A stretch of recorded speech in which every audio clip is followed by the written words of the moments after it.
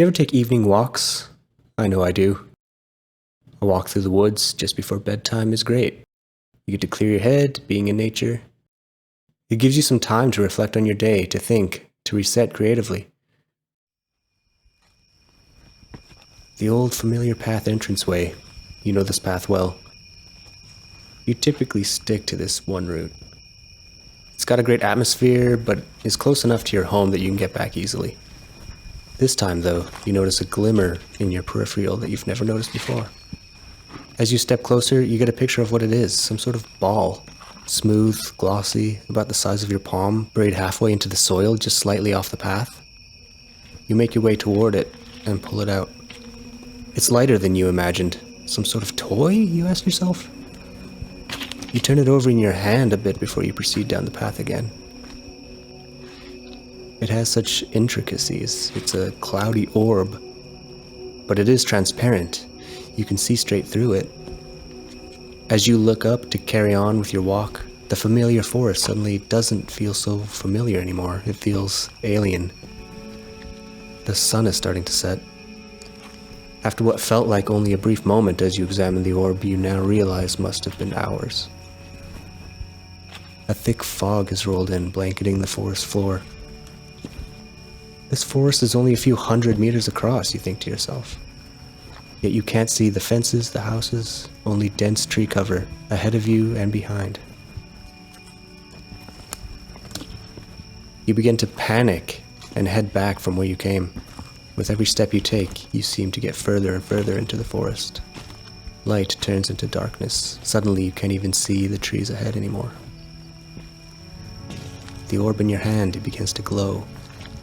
Although it felt light, it feels even lighter now. You find yourself having to keep it in your grasp or it'll float off. Holding it up allows you to see the way. It's almost as if it's tugging you in one direction. A compass, you think? Still panicking? Maybe it'll lead you home. You hear a sound in the distance, too faint to make out. It stops you in your tracks. You hear it again, more clearly this time, although whatever it is, you've never heard before. You peek out from a nearby tree trunk. As you bring the light up, you see it emerge from the fog. You duck down quickly, hiding behind the tree trunk. You bury the orb in your coat, snuffing the light.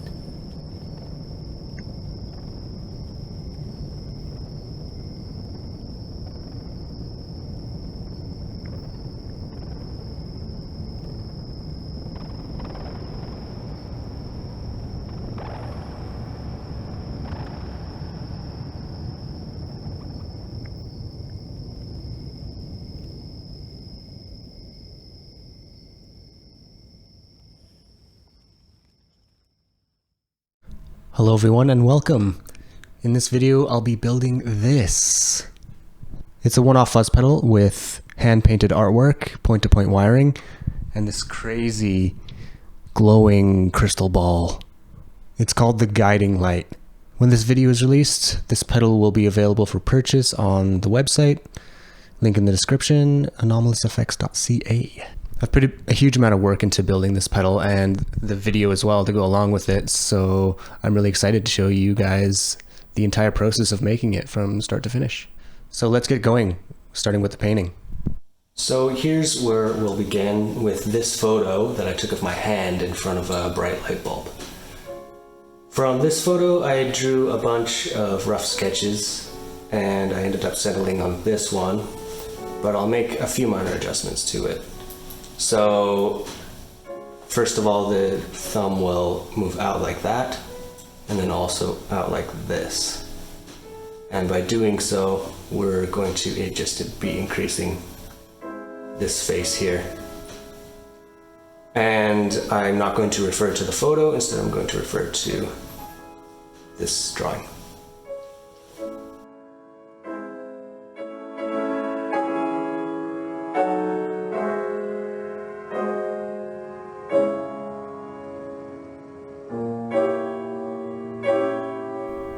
So I'm starting with a pencil drawing, obviously, and my big head gets in the way.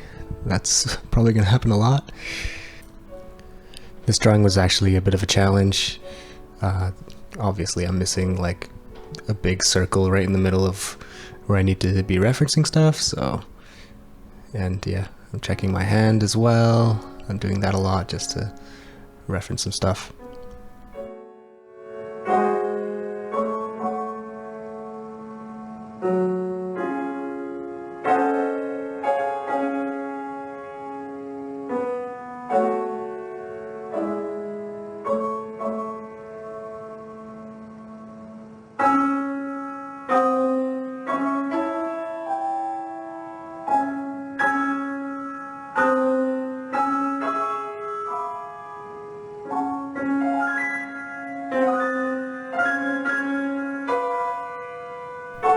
So you see I'm putting down a bunch of lines that would represent a single line, and you know, if you do art, you know you really shouldn't do that, but the reason why is because this light in the top right that I use for filming was actually like reflecting off of the surface, and I couldn't actually see the lines at all, so I ended up turning off this light.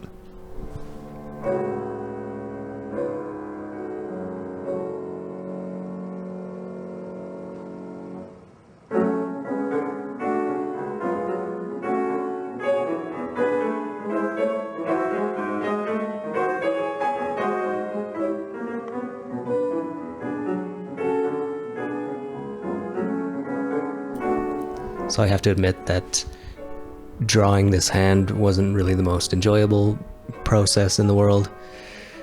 I ended up erasing quite a lot of it and having to refer to my hand, as you can see.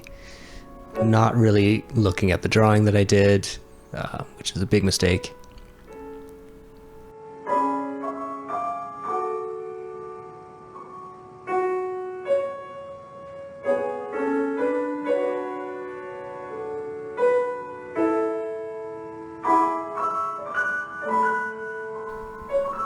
This ends up being the final product.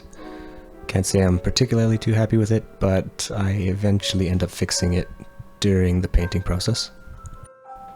Now I'm painting over my sketch using straight titanium white straight from the tube, and this will give the hand kind of like a very bright glowing effect when I paint the skin tones over top of it.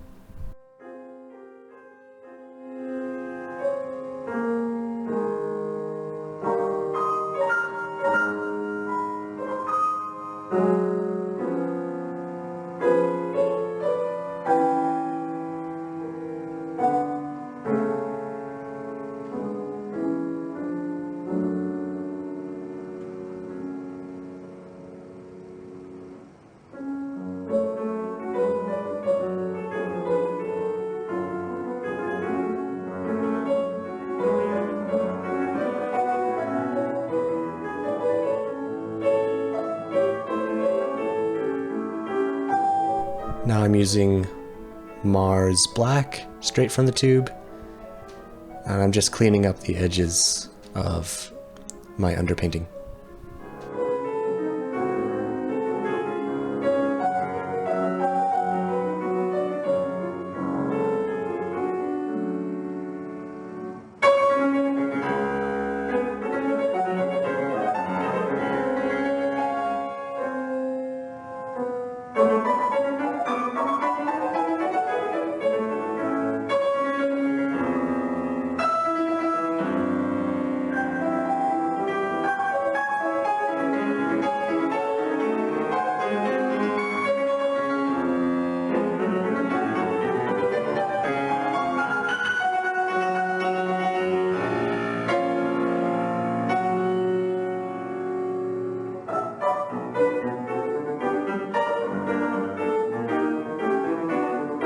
For these sorts of paintings, I like to start with a pretty neutral mid-tone, and then I will define shadows and highlights.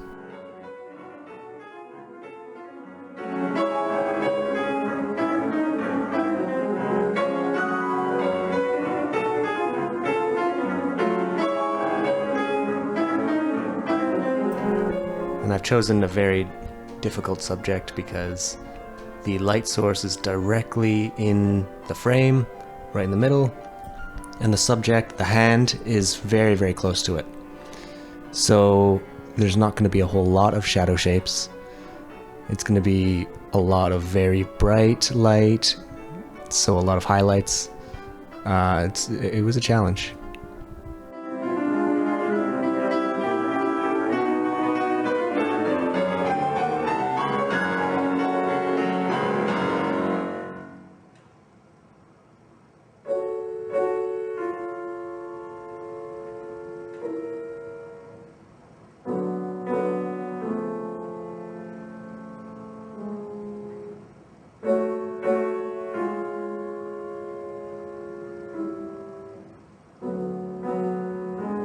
So at this point, I'm looking at it and I'm thinking, this kind of looks like a disembodied hand, like it's been chopped off or something, and that's not really the vibe I want to go for. So I decided I would add like a blue sleeve, which I didn't end up keeping either. I ended up lengthening the arm a little bit so that it looks like it's attached to a body.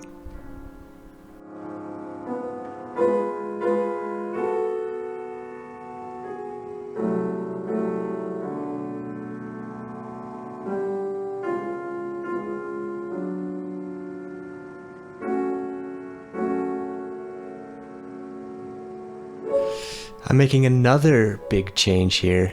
I really didn't plan this out very well, but I'm trying to like put some god rays, I guess you could say, coming out of the orb, which ended up looking pretty cool, I thought.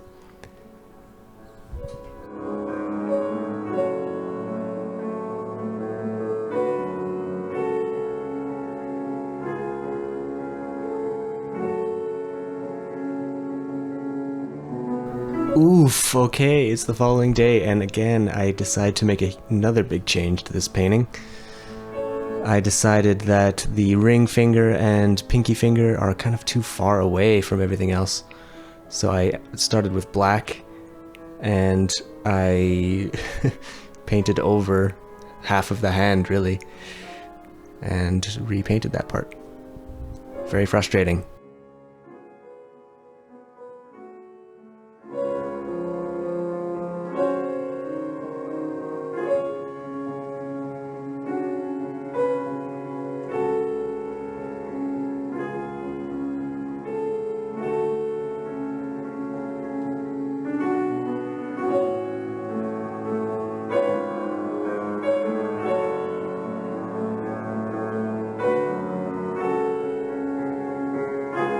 Already I'm much happier with this general shape and gesture and silhouette. It definitely sucks having to redo your work that you spent so long on already, but I really couldn't leave it the way it was. I wasn't happy with it, and I think after this change I was going to get a good result. And I did. This is the final version.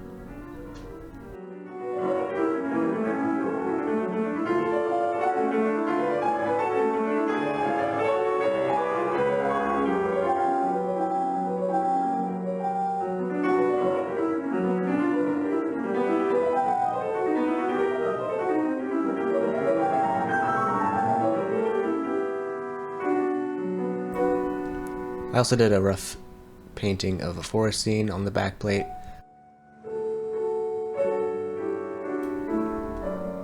This is one of my favorite brushes. It's kind of like a crappy dollar store brush, but it can paint really interesting textures, so it's really good for foliage and grass, trees, and stuff like this, like a pathway.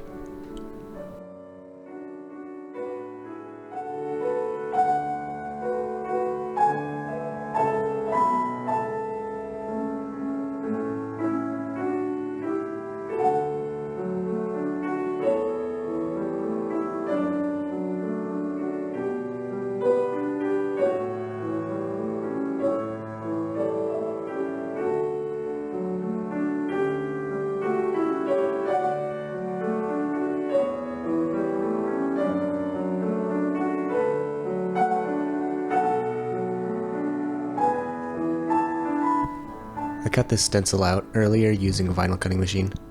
So now I'm just applying it to the back plate, and then I'll add paint to it.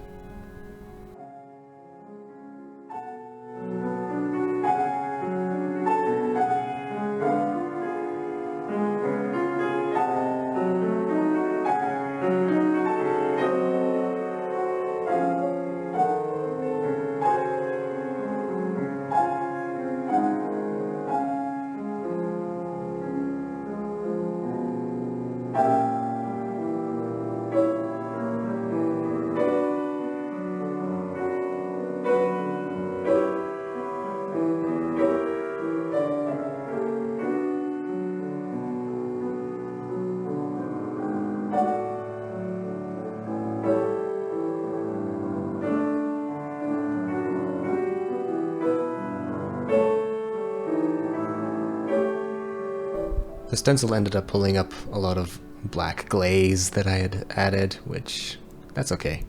Not a problem. It's also a little bit crooked, but considering how the other painting went, I'm a little bit more tolerant of my mistakes, I suppose.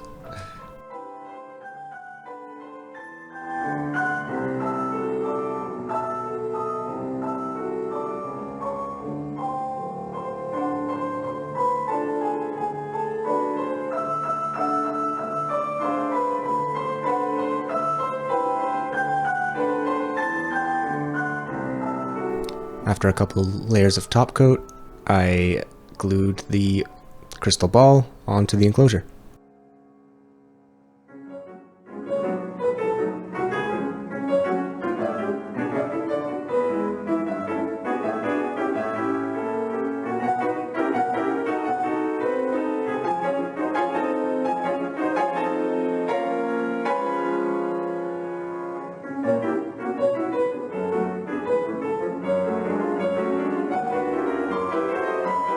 A couple days later, and I was really happy with the results. I thought maybe I might have to go around the back as well and add epoxy there, but I didn't end up needing to. It stuck on really strong.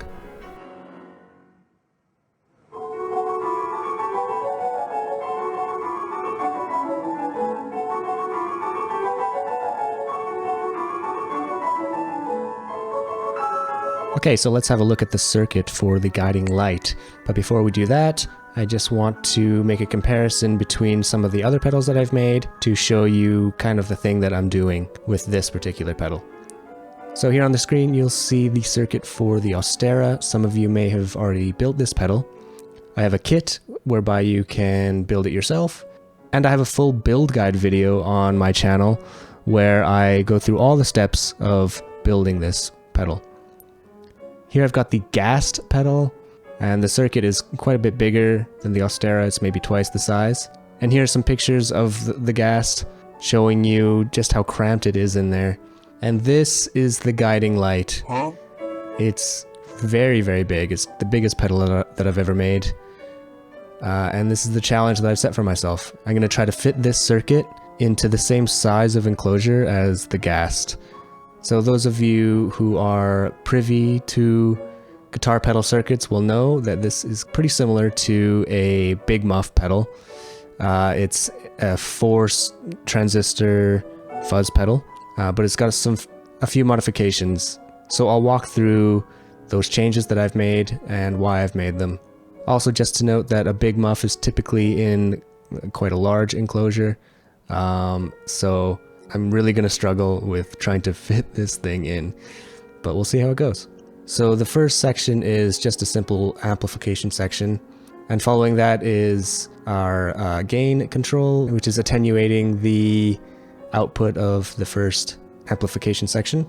We then move on to a second amplification section, exactly the same as the first. The difference between my circuit and a big muff, the first thing to note would be this second transistor would have the same soft clipping diodes as the third transistor.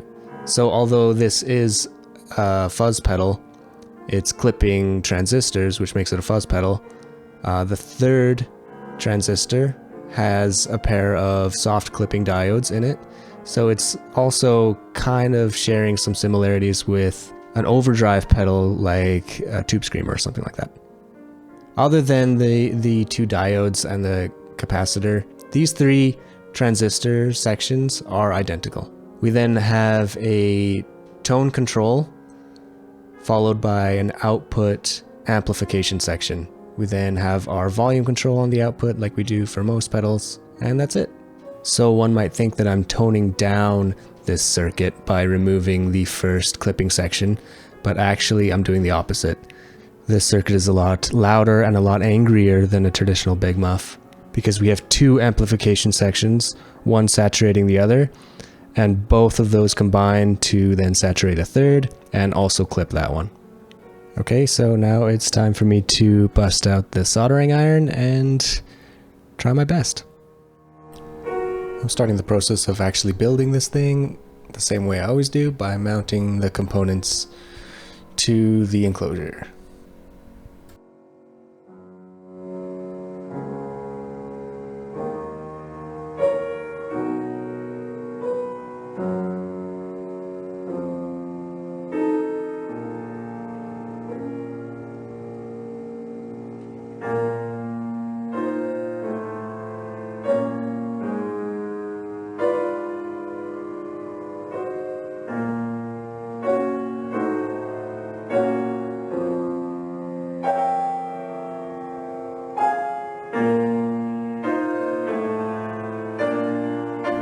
I'm putting this cable in to make sure that when I attach wires, I'm not interfering with the jacks.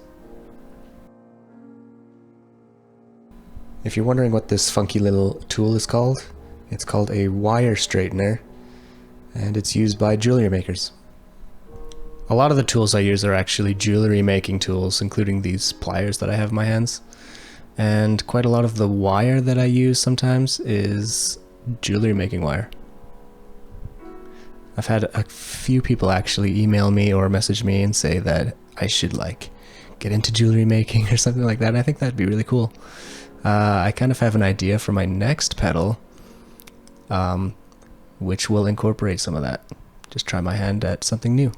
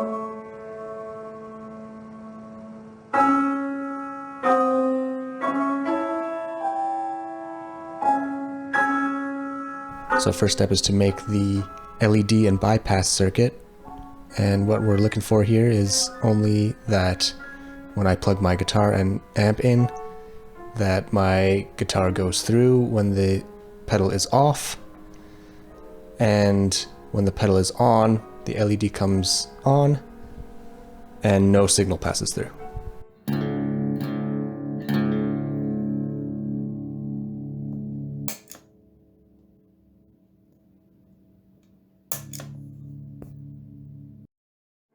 So that worked perfectly, and I was really excited about the way the ball looked. I thought it looked so cool.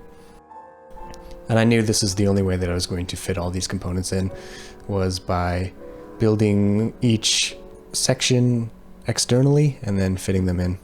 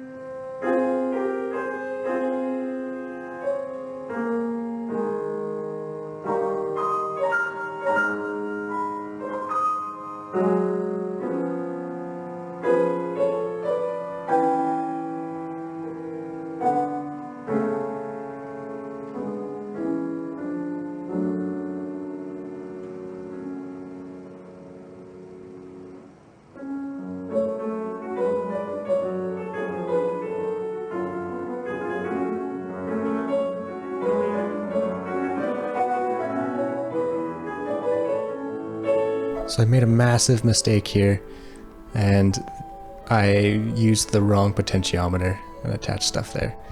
So I had to desolder some stuff and then put it all back together. Okay, it wasn't that big of a mistake. I hate when this happens, when the component is attached only with one solder joint and you melt it and it falls over. Oh.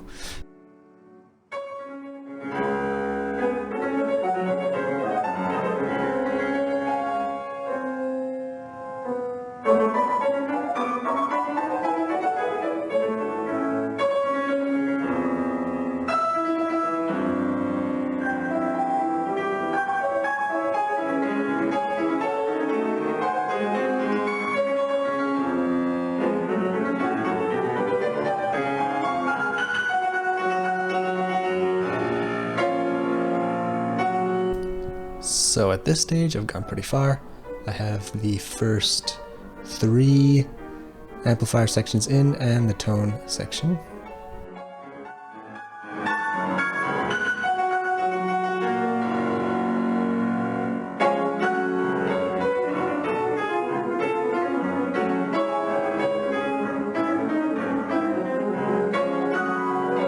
I was getting pretty exhausted by this point. I'd probably been at it for about 3 hours. The entire thing took me 4 hours to solder. And it was getting really late that night, so I was like, pooped. But finally, this is the last solder joint, and I was really happy that I had finished all in one day and ready to be done with this thing.